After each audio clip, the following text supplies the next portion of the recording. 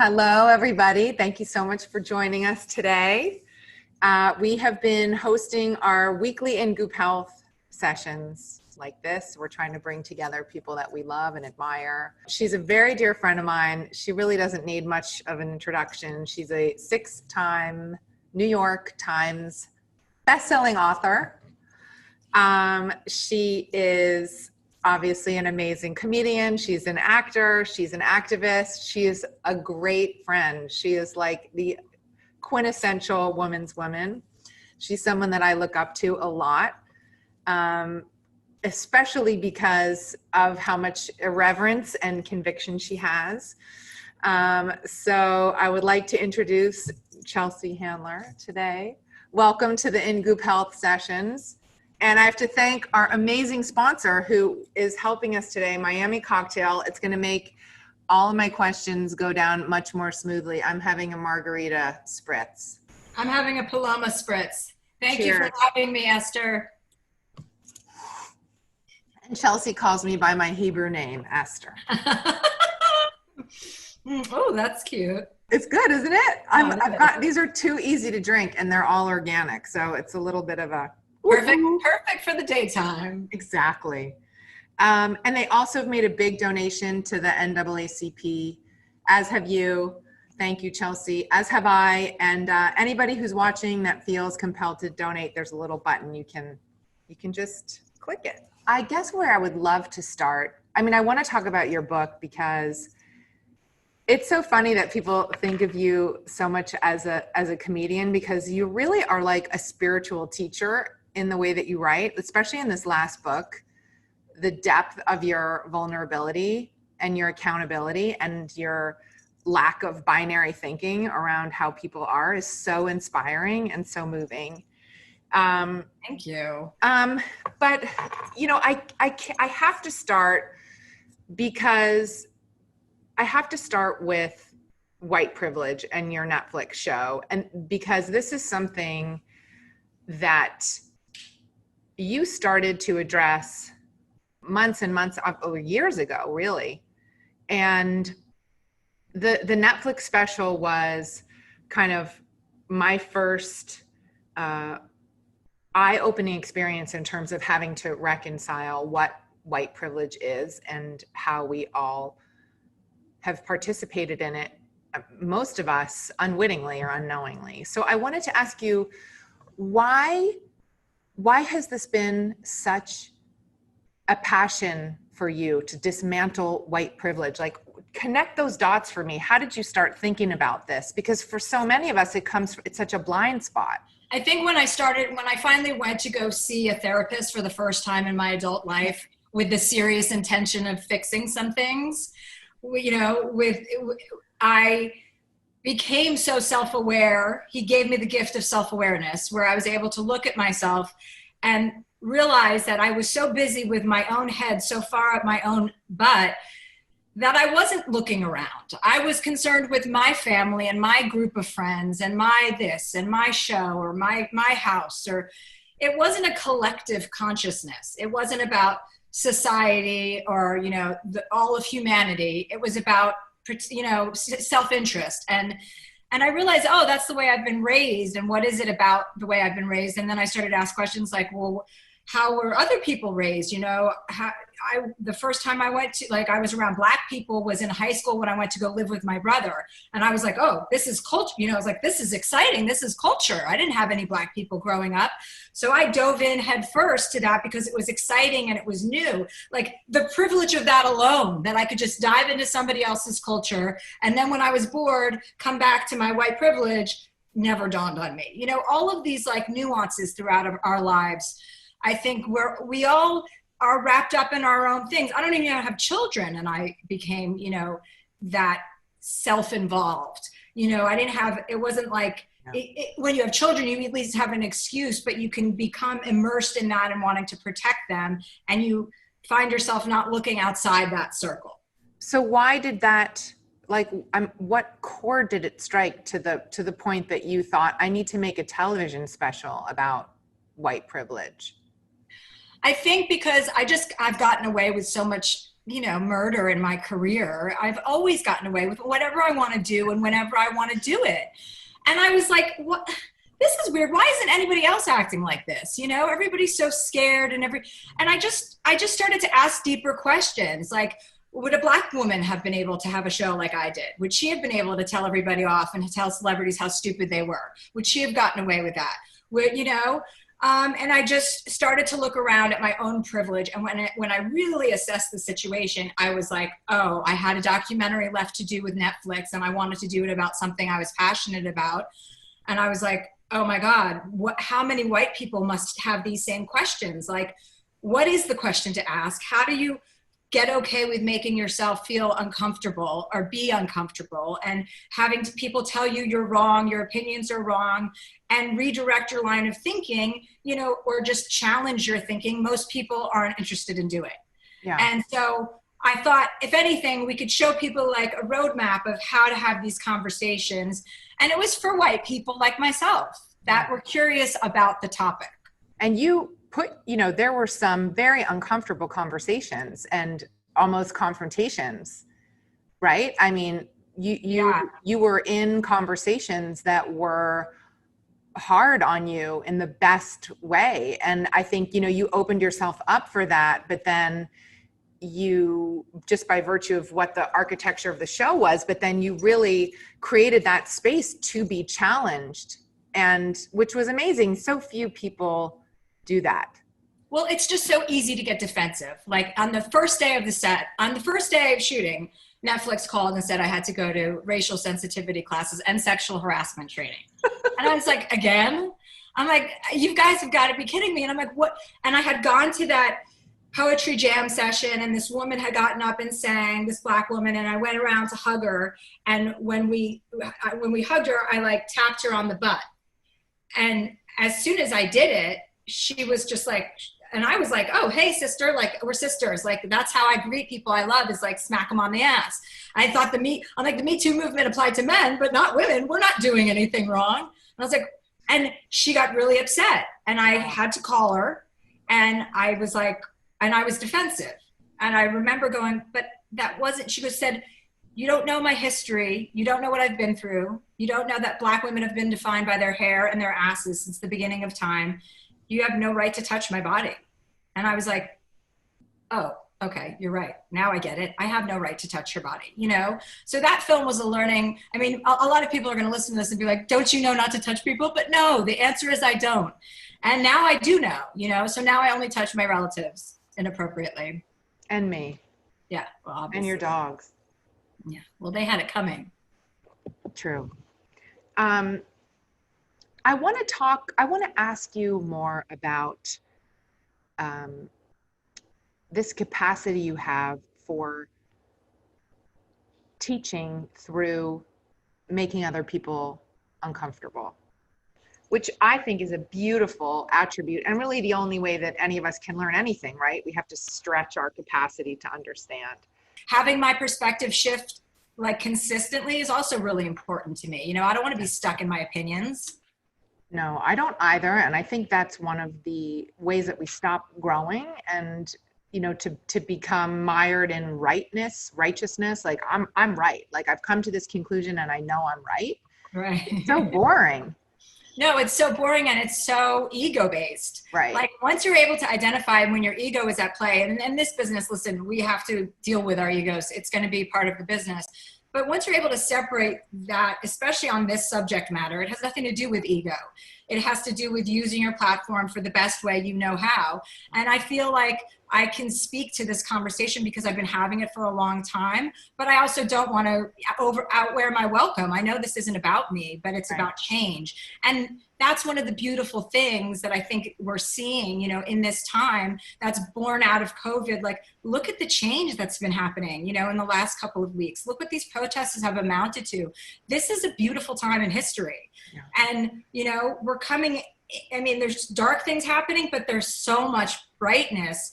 And it's nice to be reminded of this, like the victories, like yesterday in the Supreme Court. We get news like that and you're like, oh, things are going in the right direction. They're just not going at the pace we want them to.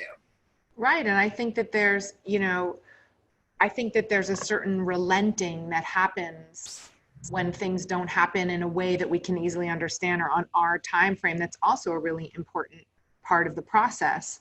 And I think, you know, you had this huge wake-up call when Trump was elected. I mean, I was really worried about you for a minute there.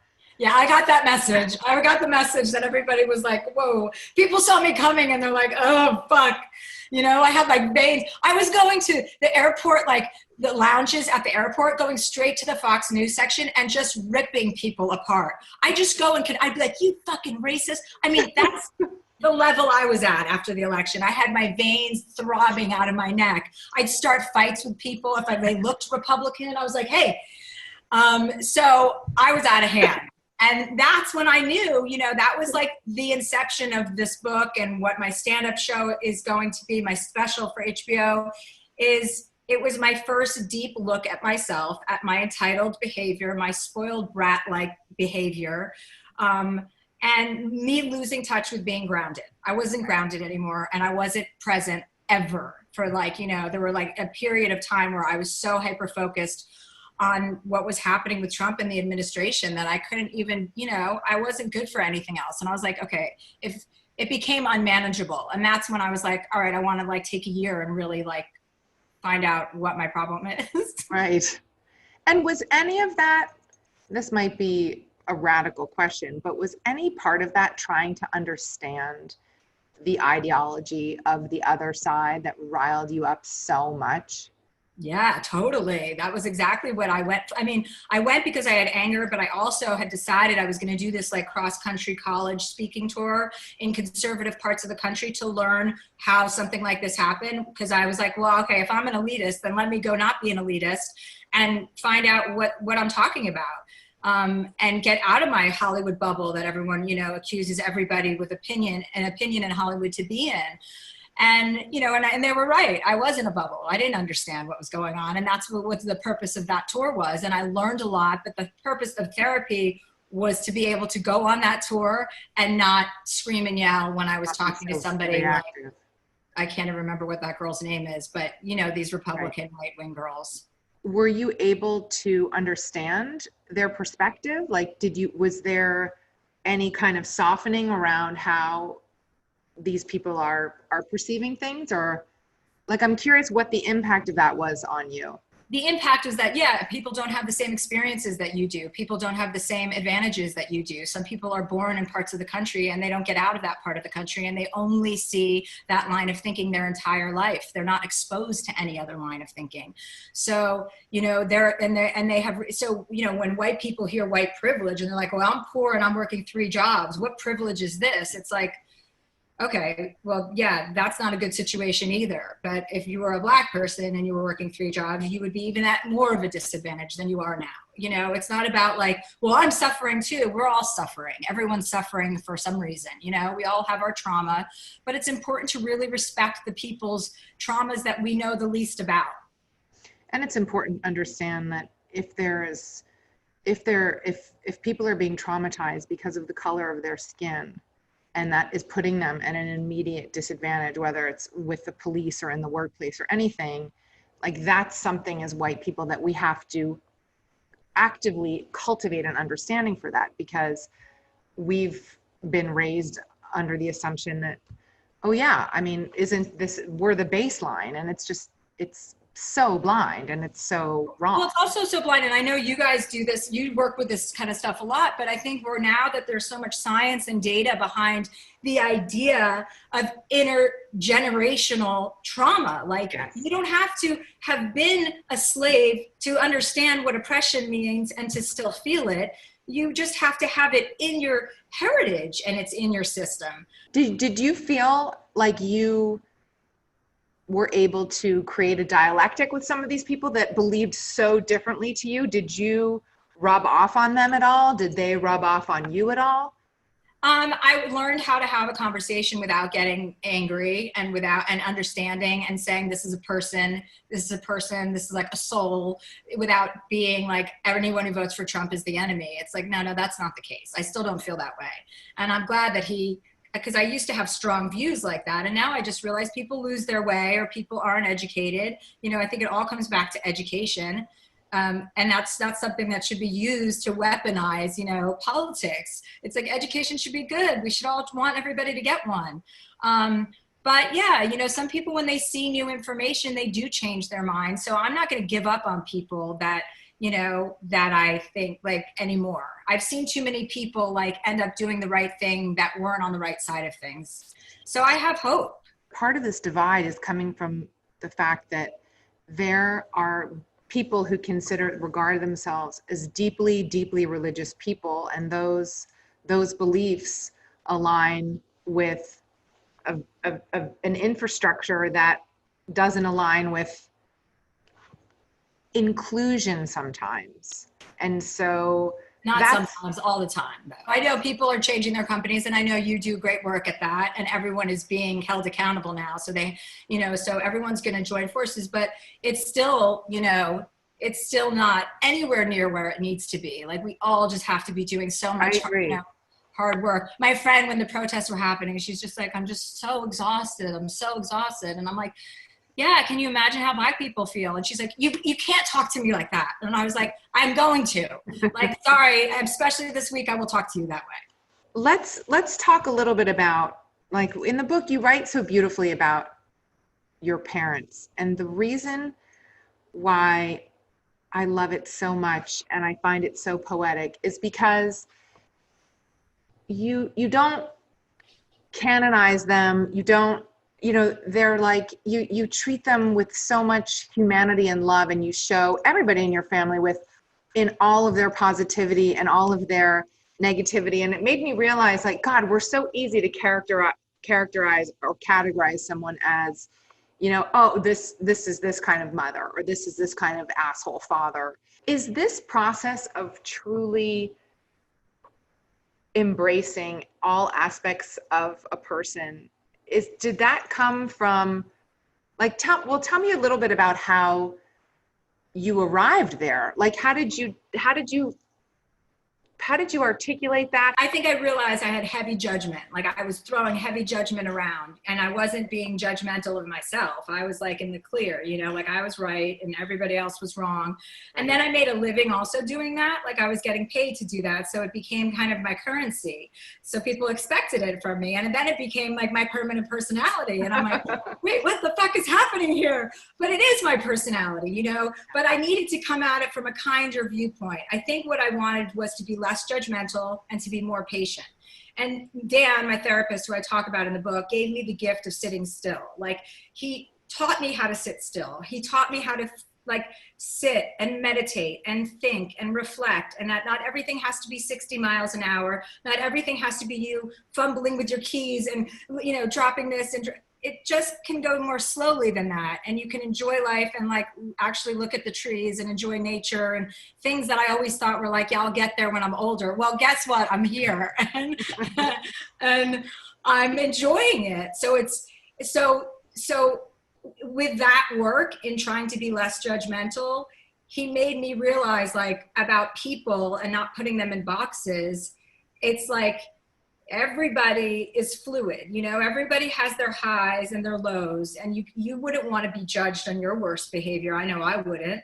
No. And so why would you ever judge another person on their darkest day or their most trying time in their relationship? It's just a very unfair thing to do. And then once I was able to adapt that, I think Dan, at one point, my psychiatrist was like, listen, you're not supposed to be attracted to everybody. Like, that's not the point. He's like, you just have to understand that every person deserves the same amount of respect. I was like, but you know, sometimes if I see a belt I don't like or a pair of shoes, I'm like, I can just, he's like, no, Chelsea, not everybody is there for you. Like, people have their own lives. I'm like, okay, got it. Thank you. I think it's a skill that we have to learn, right? To understand that we're all equal parts, light and dark. We're not all one thing or all another.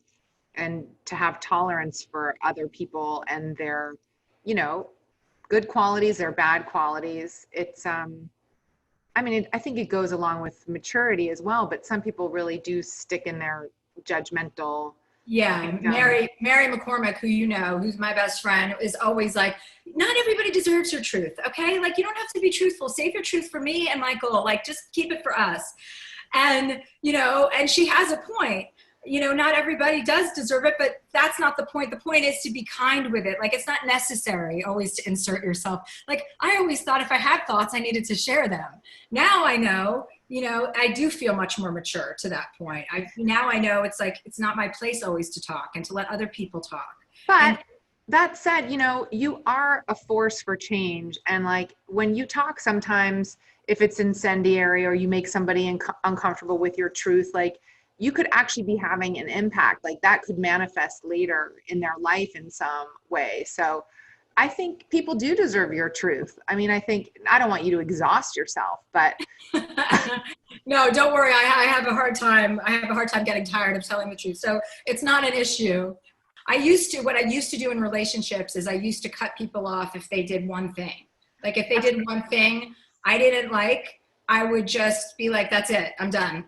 And which is so selfish. Like, it's like so unfair to that person. So they get no second chance. They get, I mean, you know, and I never had it, you know, I had it done to me.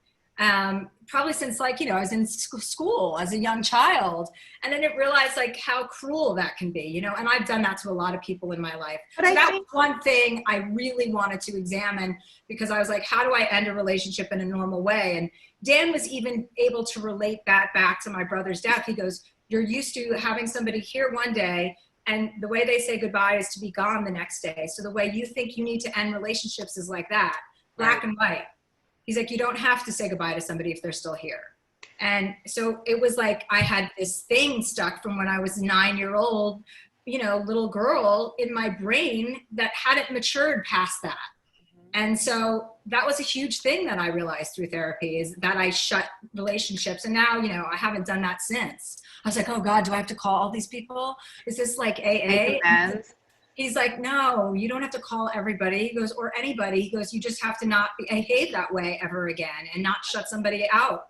And well, I think, like, when I hear you, and now I remembered what I was going to say, but when I hear you talk about that too, that seems like a manifestation of fear of intimacy. You know, it's like, you don't like somebody's belt or somebody's shoes. That's like, oh, they might be getting a little bit in there. And like, right. Yeah. Now you can just say, you're a nerd. Like, I would never date someone who wears, you know, Mephisto shoes or whatever the case may be. And I think in a way that touches back to what you were talking about earlier, which was this busyness that you cultivate, or that one cultivates. Like, I always think, if we're this busy and this overburdened and we have this many responsibilities, and we're taking care of this, that, and the other, and we're working and whatever, and we're not stopping to breathe, and we're not stopping to walk through nature, I think oftentimes it's because we don't want to sit with whatever unresolved pain is underneath all that busyness.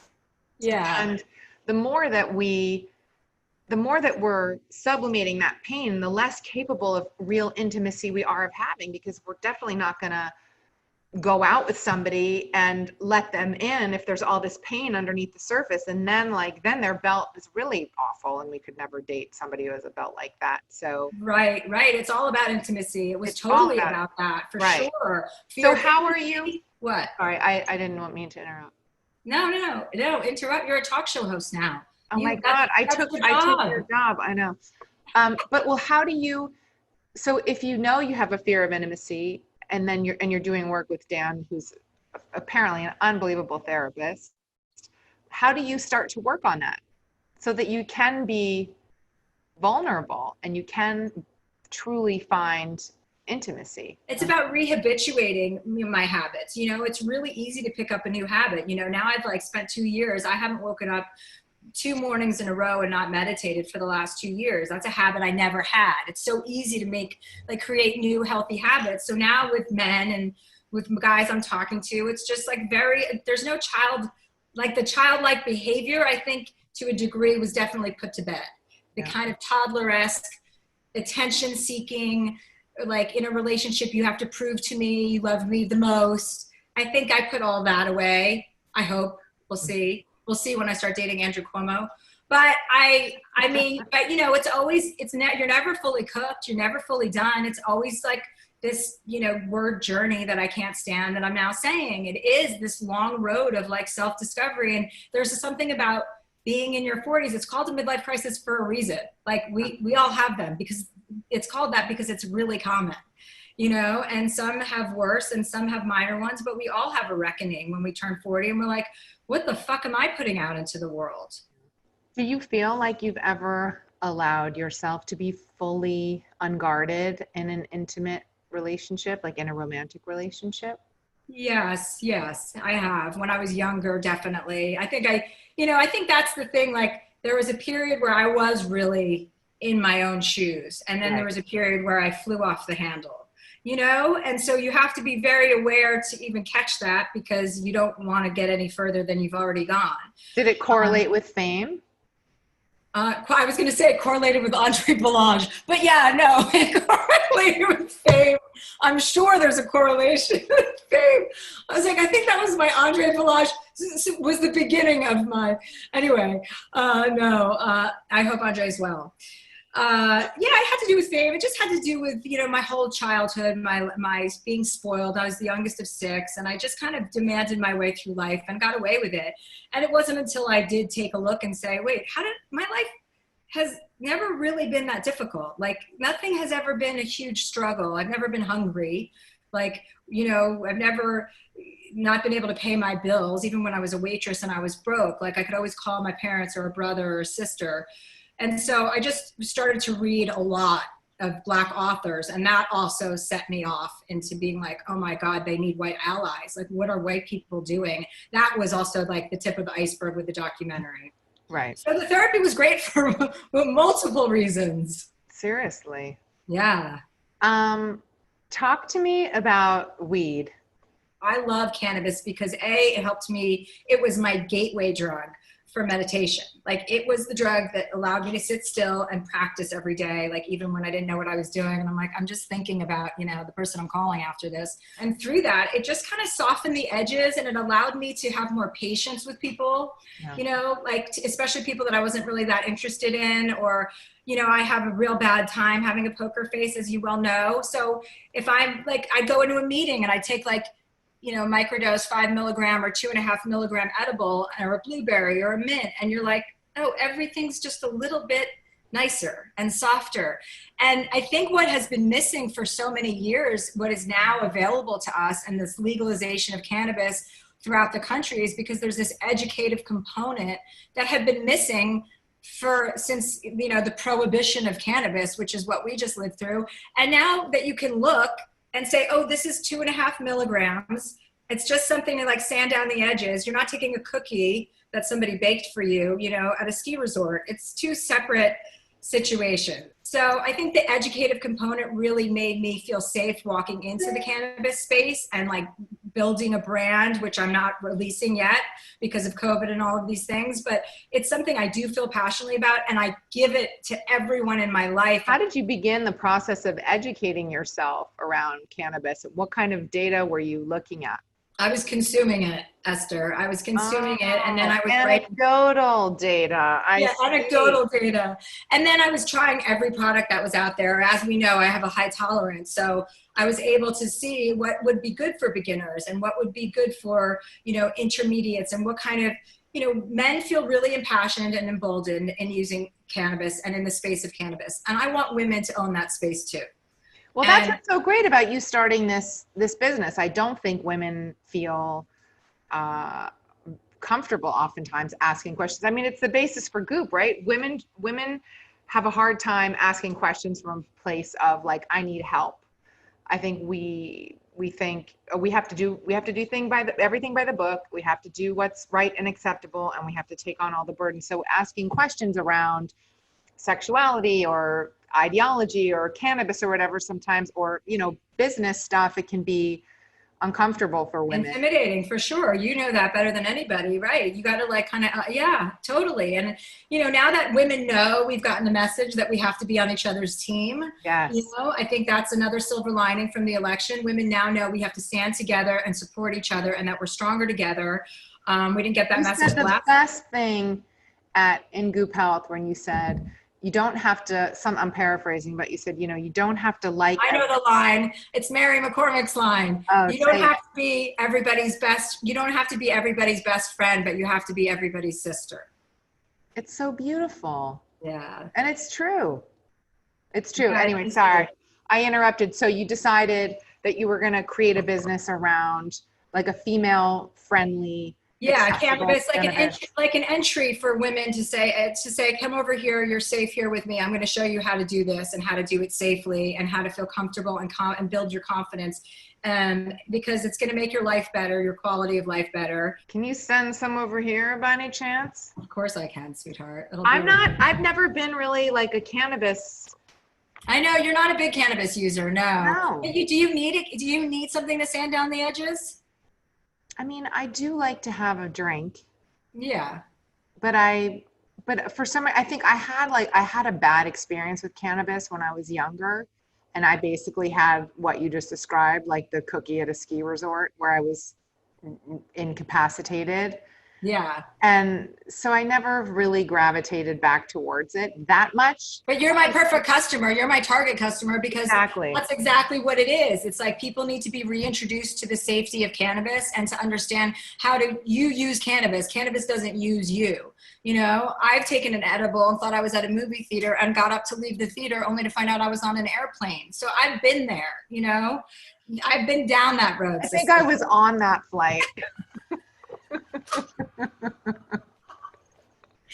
were on that flight. That was our morning flight from the Hamptons. That was so funny. I took a Xanax to go back to sleep, and Alec Kashishian's like, I started eating the food tray on the plane, and Alec's like, stop it! You're not Xanax eating. Stop it. Go to sleep. Oh my God, so funny. And are you excited about starting a business?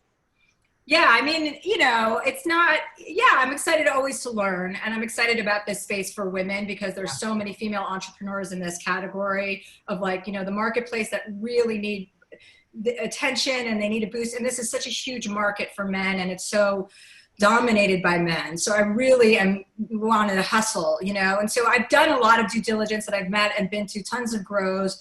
So I'm excited to learn more. I'm not excited to start a business per se, no, because, it just sounds like scary, but it's something I feel passionately about. And I usually use that as my, drive. So it'll work out. Yeah, for sure. But I am going to send you a package with instructions just for lazy days when you want to see very mild stuff.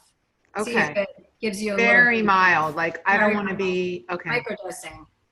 Okay. And when is it? Do you know when it's coming out and what it's called or anything? I can't say the name of it yet. Sorry. No, and it's not. I don't have a date for its release yet. So. Okay. Great. So this was fruitful line of questioning. So tell me about how you started posting naked on Instagram with books in your hand. Oh, because I really, how passionate I feel. I feel about books. I do. And I know you do as well. I don't know. I mean, my nude shot seemed to get the most attention, so I wanted people to start a book club. And I figured that was the way to do it while also covering my body up since everybody's already seen it so many times. I'm going in reverse. I expose myself and then I cover up. You've great boobs, so feel free to keep inspiring us with them. But the Get Lit with Chelsea, it's really funny. It's really good. Thank you. Thank you. What have you read recently that you really love? Oh, I just read this book, I'll Be Right There, by Kim Suk-shin. And the South Korean writer, this beautiful book. I've been reading these South Korean writers lately because I read this book called Pachinko a few weeks ago, and it was so beautifully written. And then I read another book by that author, and then this author, and I was like, oh my God, there's something about their use of language. And it's just a love story between a brother, and a sister relationship, and two brother and sister relationships. The I'll Be Right There book, and it was just it talks about like, you know, they're dealing with the same oppression there from the Japanese that, you know, Mexicans are dealing with in our country from Americans. Right. So there's so many parallels, you know, the world is so different, yet we're all doing the same thing. So I've been reading a ton during quarantine. And does that, I know it may be a weird correlation, but because you just eat up great literature, did you feel like that impacts your stand-up at all? Like that kind of language, or does it open doors into other ways of thinking that impacts your stand-up? Because also your stand-up is so smart. Yeah, I think it does. As you get older, it does. You know, you realize the value of actually having differentiating experiences. Like if you keep going to the same well, you're getting the same water. So like, you know, I don't read anything I know anything about. You know, I've just read a book about like neurosurgery just because I'd like to tap my, you know, I'd like to know a little bit about it, but not too much. But I think it's just, I'm always just trying to fill up. And yeah, I think as we get older, we start to, I've retained more and more information now that I've been able to like attack my ADD through meditation and sit and be present for an entire hour straight through. Like that was a little bit harder for me a few years ago. And now it's not. I heard that you're going to go back to stand-up, which is very exciting. It makes my stand-up sharper, but this stand-up is really reflective of the book. I wanted to put the emotion of the book on stage, but I wanted it to be funny from the beginning to the end and just have a pocket of emotion. You know that scene in Steel Magnolias where she's at the funeral and Julia Roberts she just passed away and she's crying. She's like, I just want to hit somebody. I want to hit somebody. And she's like, here, hit Weezer. And you go from that moment of being so emotionally bereft to just laughing hysterically. I'm like, oh, if you could do that in stand-up. And then I saw Hannah Gadsby do that in her stand-up special. And I was like, oh, I'm going to do that.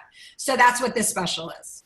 So how different is it from, because I saw you when you performed your book, basically. I mean, is it all new material around weaving through the book?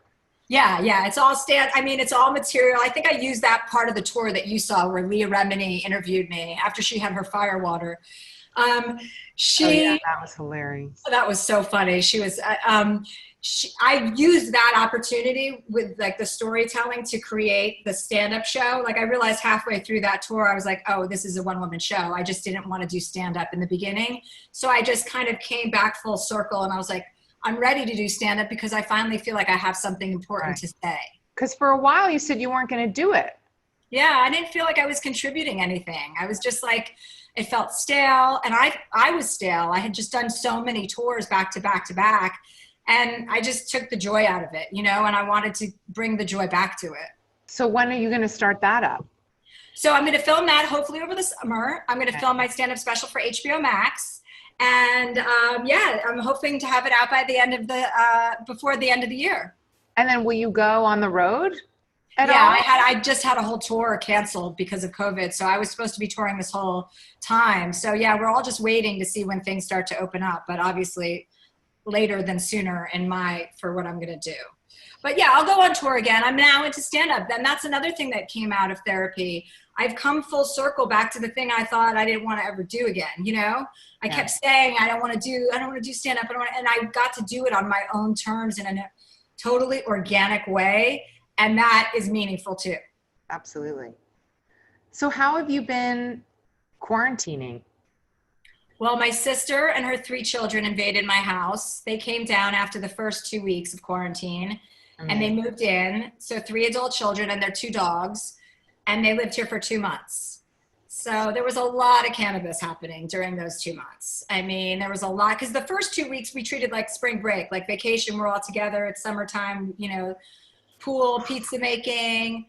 And then after 2 weeks, I was like, okay, this is not vacation anymore. This is real life and no one has anywhere to go. Like, so I was upstairs in my room like a hostage most of the time, but luckily I have a beautiful balcony. So I would just be out there. But yeah, I shared a lot of cannabis with my niece and nephew, you know, coping mechanisms.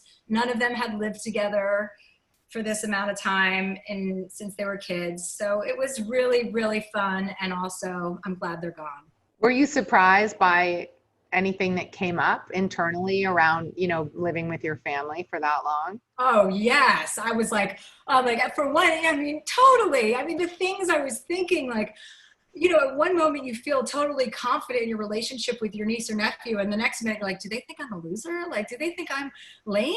I'm like, wait, I'm supposed to be the cool one. And then you're second guessing like what you're saying. I was telling my friend about that. I'm like, I can't tell if my niece really likes me or not. And she's like, lay off the weed. I was like, yeah, maybe I'm getting carried away. Oh. She's like, your niece isn't thinking about you at all. I'm like, you're right. How old is your niece? She's 21. I have a 21-year-old and an 18-year-old, and then a 24-year-old boy who is here.